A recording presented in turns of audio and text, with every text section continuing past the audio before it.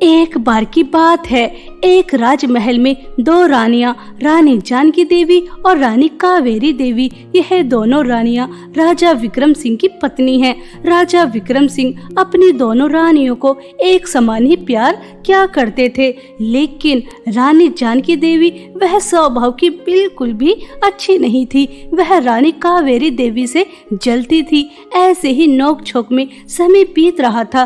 राजमहल में खुशियां आने वाली थी। दोनों रानियां मां बनने वाली थी। कुछ समय बाद राजा विक्रम सिंह को खुशियां मिलती हैं कि उनके महल में एक नहीं दो राजकुमारियों ने जन्म लिया है। यह सुनकर राजा विक्रम सिंह खुशी से झूम उठते हैं और वह रानी कावेरी देवी के पास जाते हैं। तभी रानी कावेरी देवी की दासी राजा से कहती हैं, राजा जी, हमें आपको बताते हुए बहुत अफसोस हो रहा है कि अब हमारे बीच रानी कावेरी देवी नहीं रही। राजकुमारी को जन्म देते समय उनकी मृत्यु हो गई। राजा विक्रम सिंह अपनी नवजात बच्ची को अपने हाथ में लेते हैं और बहुत रोते हैं। उन्हें बहुत दुख होता है, लेकिन जब इस बात की खबर रानी जानकी देवी को लगती है कि अब रानी कावेरी देवी नहीं रही, तो उनकी खुशी का ठिकाना नहीं रहता। वह अपनी बहन सुमित्रा से कहती हैं, अरे वाह बहन, तुमने तो सही भविष्यवाणी की थी कि वह कावेरी ज्यादा दिन जिंदा नहीं रहेगी, और जैसा कि आपने कहा था वैसे ही हुआ। मेरा कांटा हमेशा हमेशा के लिए साफ हो गया। अब मैं इकलौती राजा विक्रम सिंह की पत्नी हूँ, रानी जानकी देवी।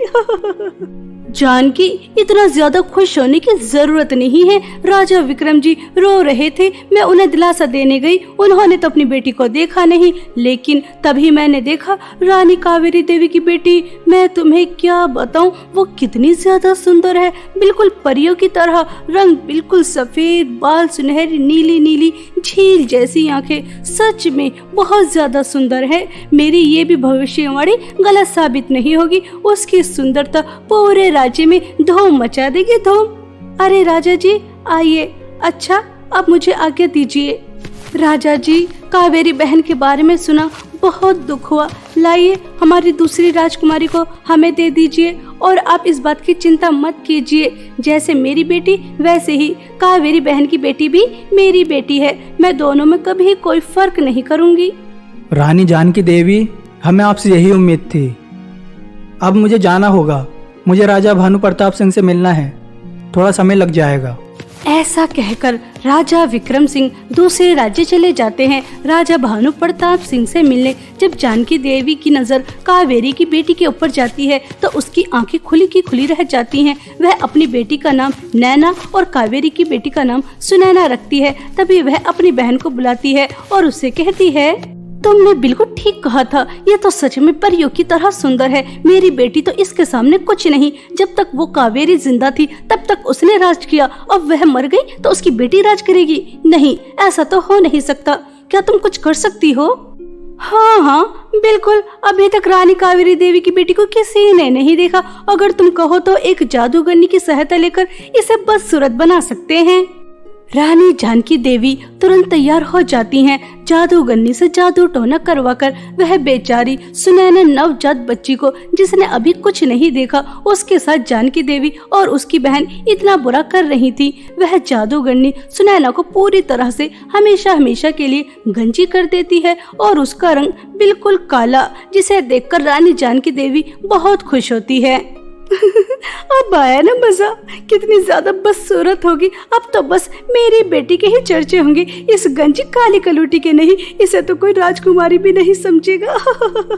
ऐसा सोचकर जानकी बहुत खुश होती है, और समय के साथ साथ नैना और सुनैना दोनों बड़ी हो जाती हैं। सुनैना को अपने गंजे होने की वजह से और अपने रंग रूप की वजह से बहुत कुछ सुनना और सहना पड़ता था। नैना और सुनैना का जन्मदिन आता है। राजा विक्रम सिंह बहुत धूमधाम से अपनी दोनों राजकुमारी बेटियों का जन्मदिन मनाना चाहते थे। वह राज्य के सभी लोगों को बुलाते हैं। तभी नैना की कुछ दोस्त सुनैना का मजाक उड़ाते हुए कहती हैं, अरे देखो देखो कैसी राजकुमारी है गंजी काली कलूटी। ऐसी राजकुमारी तो हमने आज से पहले कभी नहीं देखी। राजकुमारी तो सिर्फ एक ही लगती है, वो है नैना। पता नहीं इतनी बदसूरत लड़की ने राजमहल में कैसे जन्म ले लिया। इसे तो हमें राजकुमारी कहते हुए भी शर्म आती है। गंजी, अगर इसका जन्मदिन होता तो हम तो कभी नहीं आते। इतनी बदसूरत लड़की के जन्मदिन पार्टी में हम तो सिर्फ नैना तुम्हारी वजह से आए हैं। देखा गंजी काली कलूटी, तेरी वजह से हमारी कितनी ज्यादा इंसल्ट हो रही है। तो इस राजमहल पर धब्बा है धब्बा। मेरा जन्मदिन तेरे साथ नहीं होता तो कितना अच्छा होता। मैं अलग जन्मदिन सेलिब्रेट करती। मुझे तो जैसी काली कलूटी गंजी के साथ अपना जन्मदिन सेलिब्रेट करना नहीं होता। चल अब मुझसे थोड़ी दूर होकर खड़ी हो, वरना तेरा काला साया मुझे भी बदसूरत कर देगा। नैना, मैं गंजी हूँ, काली हूँ, बदसूरत हूँ, जैसी भी हूँ, लेकिन हूँ तो तुम्हारी बहन ही, और मैं भी तो राजकुमारी हूँ। इस तरह से मेरी इंसल्ट तो मत करो, मुझे बहुत बुरा लग रहा है। सब तो मेरा मजाक उड़ाते ही हैं, कम से कम तुम तो मेरे दुख को समझो। मुझे भी बुरा लगता है कि जब यह मुझे काली कलूटी गंजी कहती है, मुझे राजकुमारी नहीं मानती। सब बस तुमसे ही प्यार करते हैं। इसी तरह से सब बेचारी सुनैना का मजाक उड़ाते थे और सुनैना बेचारी बस रोती रहती थी। वह इतनी बदसूरत क्यों है, लेकिन बेचारी को कहाँ पता था कि वह सुंदर थी। यह तो सब उसकी सौतेली माँ का करा धरा है। ऐसे ही समय बीत रहा था। एक दिन रानी जानकी देवी और दोनों राजकुमारी नैना और सुनैना को बहुत दुखद खबर मिलती है कि अब राजा विक्रम सिंह इस दुनिया में नहीं रहे। यह सुनकर सुनैना का रो रो कर बुरा हाल हो जाता है। नहीं नहीं, ऐसा नहीं हो सकता।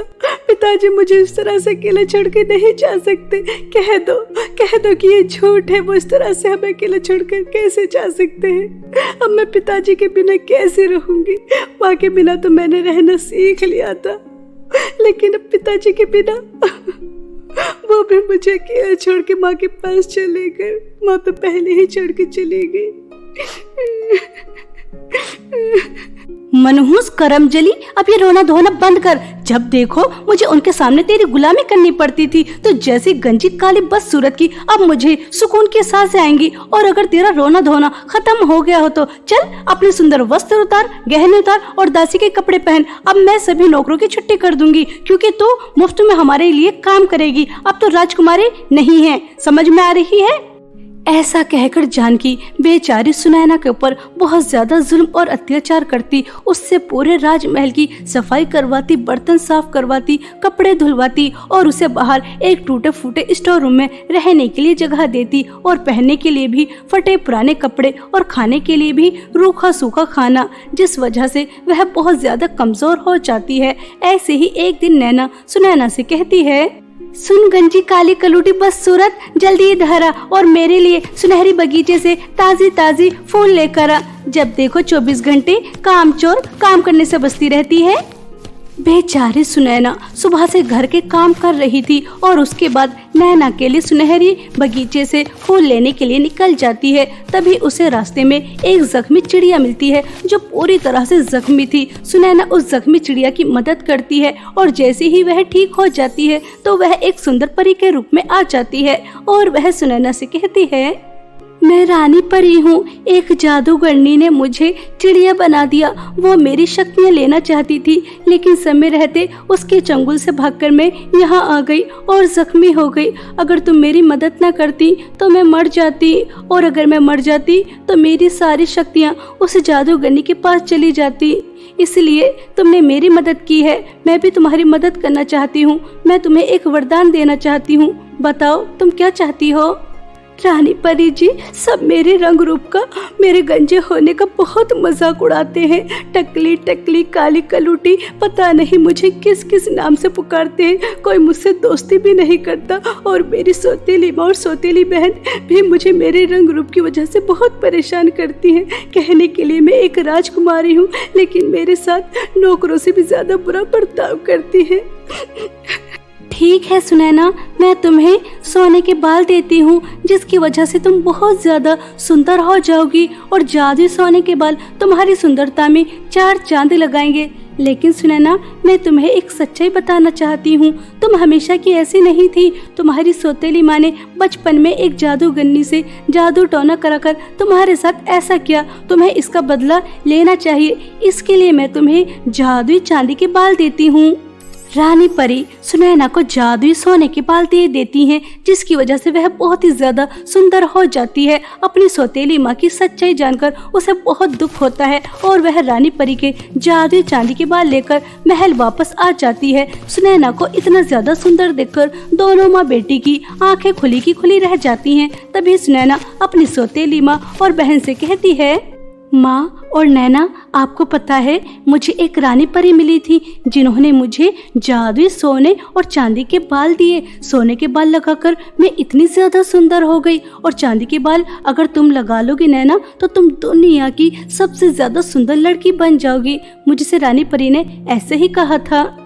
यह सुनकर नैना की खुशी का ठिकाना नहीं रहता। वह नाचने लगती है और वह उससे जादुई चांदी के बाल छीनकर जैसे ही लगाती है तो वह बहुत ही ज्यादा बदसूरत हो जाती है। यह देखकर जानकी आग बबूला हो जाती है और वह जैसे ही सुनैना को मारने के लिए हाथ उठाती है तो सुनैना अपनी सौतेली माँ को धक्का देकर बहुत दूर गिरा देती है और कहती है, आपकी जलन की वजह से मेरा पूरा बचपन खराब हो गया। लोगों के ताने सुन सुनकर मुझे कितना बुरा लगता था। मेरा दिल ऐसा भी करता था कि मैं अपने आप को खत्म कर लूं, लेकिन आपके दिल में जरा भी रहम नहीं आया मेरे लिए। आपने मैं ज्यादा सुंदर ना दिखूं, बदसूरत हो जाऊं, एक जादूगरनी का सहारा लिया।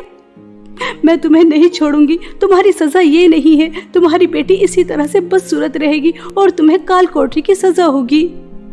अब तुम्हें रानी पद से हटा दिया जाएगा।